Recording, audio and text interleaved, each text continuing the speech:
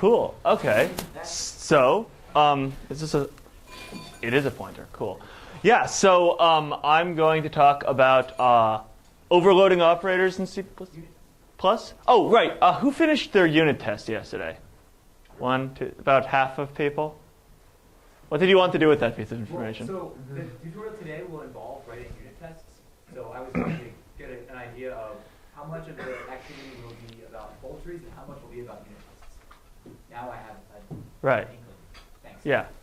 So right. None of the activity after this is that the assignment, the lab assignment, is about fold trees for what it's worth. It's what you're going to be doing is copying things and dealing with pointers. So yeah. So we're going to talk about operators and copying data structures and sort of how to do that properly without making your life miserable. So C++ operators are basically symbols or words in C++ that do things to the things adjacent to them. So in this little statement here, int x equals 5 plus y, the equals sign and the plus sign are both operators. And so let's take as an example the plus operator. These operators are basically shorthand for special functions. So if you were to write this, int x equals operator plus 5 comma y, this is basically the same thing. It's actually exactly the same thing. So C++ has tons of operators. I'm not going to go over all of them in excruciating detail. But there are lots of these symbols that you have to work with. They all do different things. Some of them are probably very familiar. Some of them you see less frequently. And you can overload them. So when we say overloading, what we mean is we can take the operator and we can give it some custom definition. And most of those symbols you can actually give custom definitions. Some of them you can't. Wikipedia actually has this great table of all of the operators in C and C++ and which ones you can overload and how to do it. So this is a very useful resource, and I think I've shared this presentation with everybody. So the reason why we make it possible to overload operators is so that we can use those operators with new classes. So you can take something like the plus operator and make it do something different with regards to, say, some new data structure that you've written.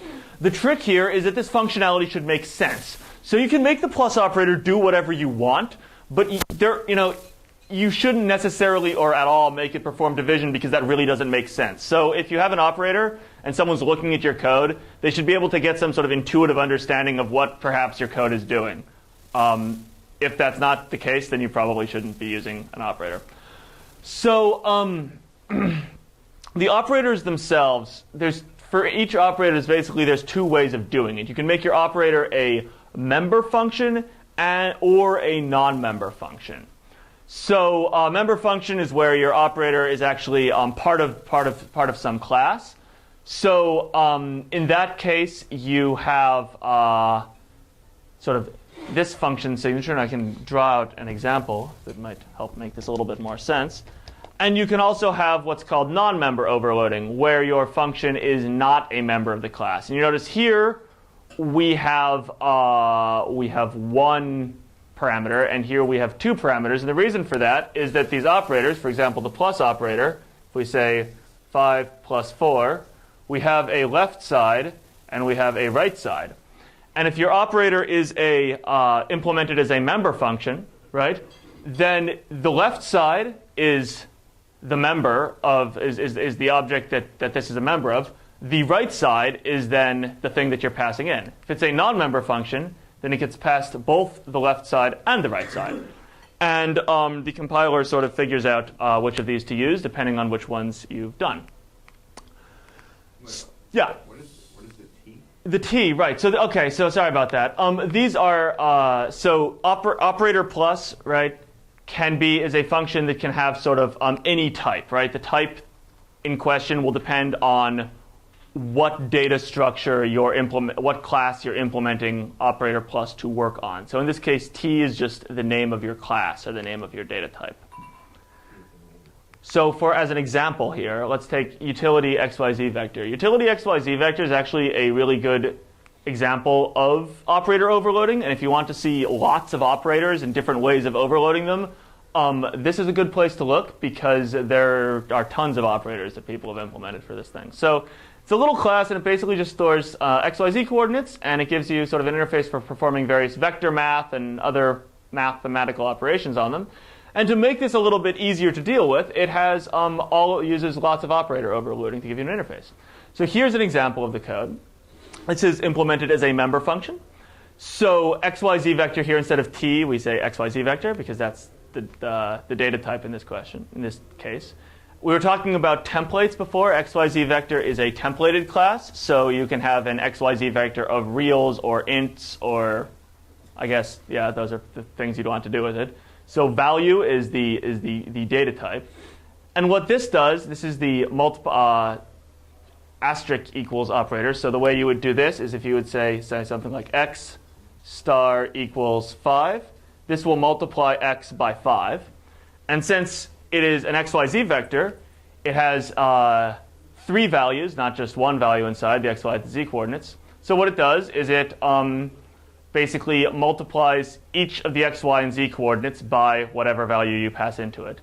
And then it returns the vector that it was called on. So in this case, if x was an xyz vector, it would multiply the xyz vector by 5, and then actually return the new value of x after it's been multiplied by 5. And this part here, this return statement, is, I think, a little bit counterintuitive. So why are we doing this, right? So imagine we have this little piece of code. So we make an xyz vector of reals. We give it x, y, and z are going to all be equal to 1. Then we say x star equals 3, right? And now x, y, and z are 3, 3, 3, right? And we're just throwing out the return value. It's not doing anything. However, there are other cases in which you might want to combine operators. So you might want to do something like this. And here you would multiply x by 3, add 2, and assign that to y, right? And so this might be a sort of a strange thing to do. But the thing is that the whole point of the operator system is that you can chain them together like this, like you would in a math equation, right? So you want to be able to say x 5 plus 4 minus 3 divided by 2, right? And in order for all of this to work, each of these operators has to return the result, right? So even if it's just even if it's something like even if it's something like star equals, where it's modifying it, you still need to return the new thing so that you can group them together like this. So that's why all of these operators actually return a reference to the left side, because it lets you do things like this. So there's 2 special operators that we're going to focus on for the rest of the talk, because really a lot of the operator overloading is just sort of a plus operator and a minus operator. It's the same sort of thing. But the copy operator, the copy constructor, and the assignment operator are related to each other. And because we do a lot of stuff with pointers in Rosetta, that's actually really important. So if you guys haven't looked at the tutorial that you're going to do after this, basically what you're going to be doing is you're going to be writing a very simple class, implementing the assignment operator and the copy operator, and then writing a series of unit tests that sort of explore the effect of those operators. And so I want to kind of go over, and hopefully the rest of the presentation will sort of give you what you need to know to actually do that presentation. I'm going to try to leave enough time for people to, spend some time with this. So this is the assignment operator. What it does is it basically says take the value of y and assign it to x. Okay? Right. Copy the contents of y into x. And this is usually a really straightforward operation. If you have something like an integer, this is incredibly straightforward, and it's generally sort of intuitive. You also have the copy constructor, right? This is used when you're creating a new object. You say int x, y. This also says create a new integer x with the contents of y. So these are sort of similar but not identical operations, but conceptually they're very similar. And so the interesting thing about C++ is that if you don't implement these, the compiler will just go ahead and do it for you. And what it's going to do, if the compiler does it, if it makes these default, what we call the default copy constructor and the default assignment operator, it will just go and look at the private member variables and copy all of them. So this is really problematic if you're storing pointers. So let's look at why. So let's say we have this really simple little class, and I wrote it to fit on one slide. And all it does is it stores a owning pointer to a residue type. And we have a a default constructor that makes, this shouldn't say residue type OP, I'll edit that. It makes a new residue type and assigns it to this pointer. And then let's say we have this little piece of code in our main function. We create a new one, and then we copy it with the equals operator, right?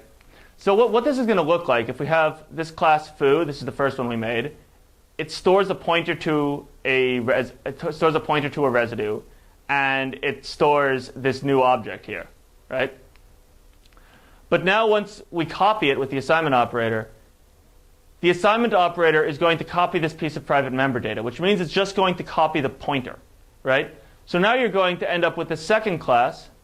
The pointer is going to be just a copy of the pointer, not a copy of the object. So you have two different classes pointing at the same residue type. And so if your residue type then goes and modifies, if your class then goes and modifies the residue someplace, this can be rather confusing, because now you have what appear to be two different objects, but the underlying data is the same because you're storing pointers. This can get even more confusing if you have some things that aren't pointers, right? If you have like some pointers and some just things where you're just storing the data directly, because then some of your data is getting copied properly and some of your data is not getting properly. And this can introduce some really frustrating bugs. The solution to this is to, if you are storing pointers in your classes, to write your own copy constructor and your own assignment operator to do what we call a deep copy. So a deep copy is a copy that not only copies that instead of copying the pointer, will copy the contents of the pointer, right? So now what we have here is a this text is sort of small. I apologize if people can't read it. So this is a similar class, right, where we're still just storing a pointer to a residue. But now we have here a copy constructor, and here we have an assignment operator. And what it does, what we do here is we take the residue pointer, we dereference it, and we make a whole new residue type, and a pointer to that residue type, and assign that. So we're actually copying the residue type object rather than the pointer. And we're doing the same thing with the with operator equals. And here, I'm just going to. This thing has typos in it, and that's not going to be helpful to people. So sorry about that. I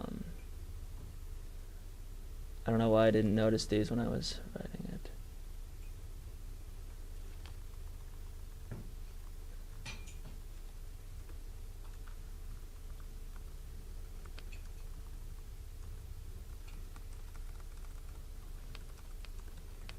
Okay.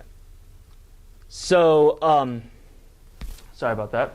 Yeah. So, what the equals operator does is it's very similar to the copy constructor, except the first thing it does is it checks to make sure that you're not assigning something to itself. Because if you're assigning something to yourself, you don't really need to do anything.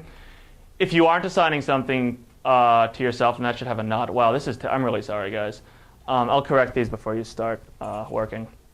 If you're not assigning something to yourself, then you copy the internal data structure, and then you return a pointer to the current object because it's a equals operator. And now what we do, if we have the same piece of code that we had before, since we've done a deep copy, we now have two objects with two different pointers pointing at two different residue types. And now we can modify each of these independently, and the class functions as we expect. So this turns out to be really important, and it's something you actually have to do if you have any pointers, regular pointers or owning pointers that you're storing as private member data. So one question then is, okay, if I have to do this, it sounds like a lot of trouble. Why should I store pointers instead of objects in my classes in the first place? So one of the main reasons to do this is because of the way the pound include directive works. So you've been putting these at the top of all of your classes, right? Because that's how C++ figures out where the various header definitions are. And when you put in pound include, there's this thing called the preprocessor that goes in before the compiler. And what it does is it basically takes the contents of the header and places it where your pound include statement was. And it does that for every pound include statement.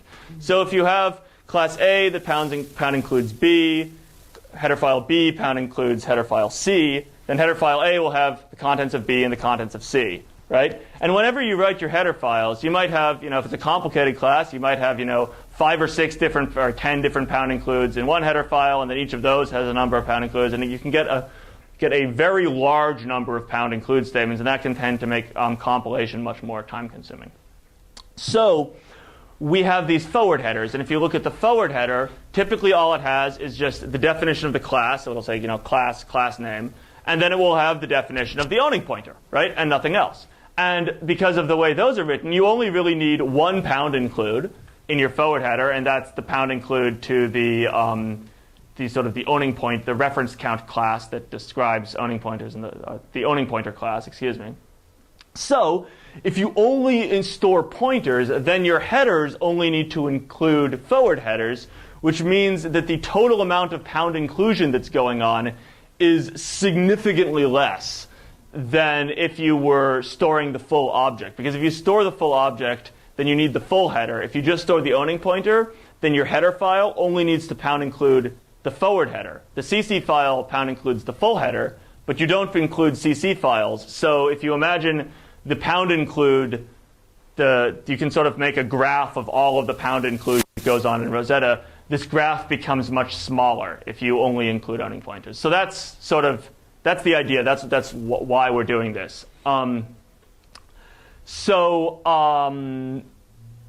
wanted to give you guys a lot of time to do this, and potentially if you were working on, wanted to finish stuff up from before to get more practice with unit tests. But there is a lab associated with this that I think I've shared with everybody.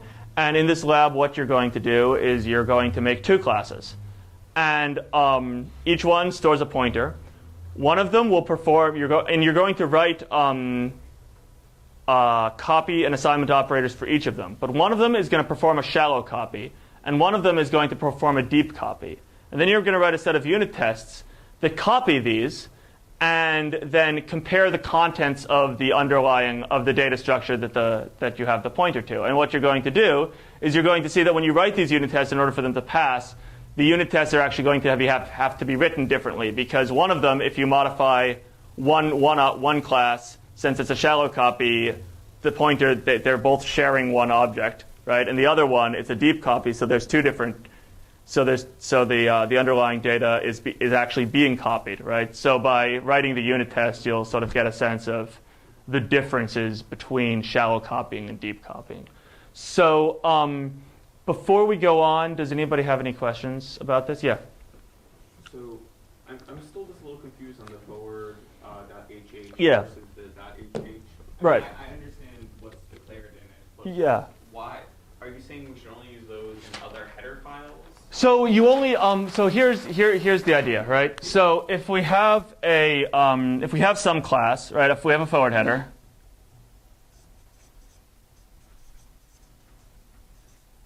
right? And this is just going to have something like, class foo, and then the definition of the, foo op, right? And then you've got your full header, foo.hh, right? And this has the full class foo and a bunch of stuff, right? And so when you pound include, your forward header basically gets pound included in your HH file. And now in your CC file, you just need to pound include foo.hh, because that also pound includes foo.forward, your forward header, because in C++, right, you can transitively include things. So if A includes B, pound includes B, and C pound includes B, then C will also pound include A. So, right, you don't typically need to pound include. You can typically, right, and if you're actually using any of the aspects of foo, you need the full header, right? If you have a class where you just have an owning pointer and you never do anything with that owning pointer, you're just sort of passing it on someplace, then you can actually get away with just the forward header. But if you call any member functions of that class, then you need the full header. I understand. Yeah. I will correct the typos that are in the examples of those classes so that they're not confusing to people. And that presentation is also shared with you. So.